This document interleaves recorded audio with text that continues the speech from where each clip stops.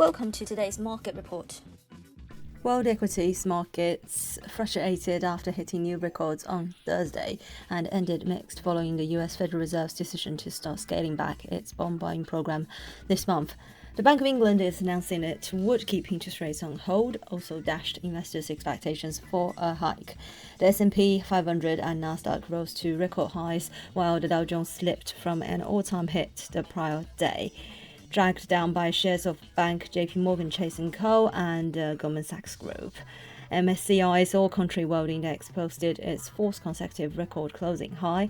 US Treasury yields fell and the yield curve steepened while oil prices fell, reversing earlier gains in a volatile session. Benchmark 10-year yield, which rose as high as 1.609% early in the session, fell to its lowest level since mid-October at 1.509%, marking its biggest downward move since 19th of July. It was last down 5.8 basis points at 1.5209% after a report that Saudi Arabia's oil output will soon surpass 10 million barrels per day for the first time since the outset of the coronavirus pandemic. The report from Saudi-owned Al Arabiya TV came after the nation, along with other organizations of the petroleum exporting countries and its allies, agreed to stick to previously agreed upon production increases.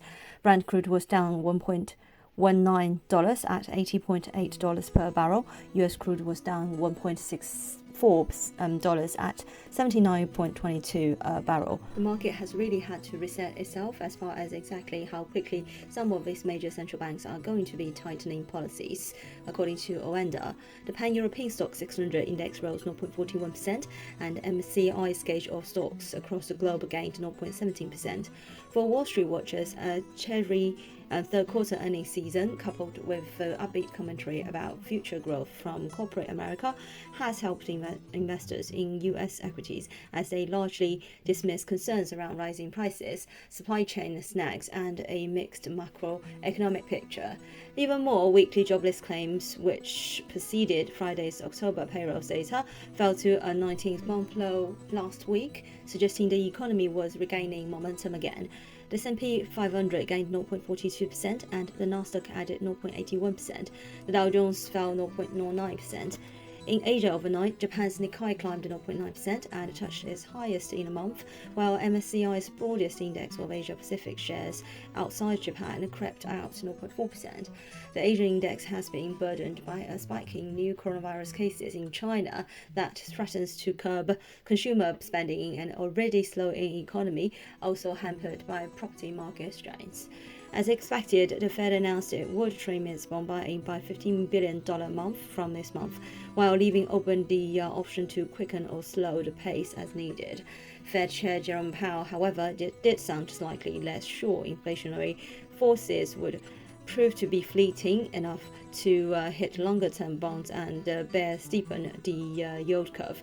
Overall, we didn't get anything that should imply higher market pricing of hikes than what we have now, according to NatWest Markets. Fed futures imply a first increase to 0.25% by June, with another to 0.5% by the end of 2022.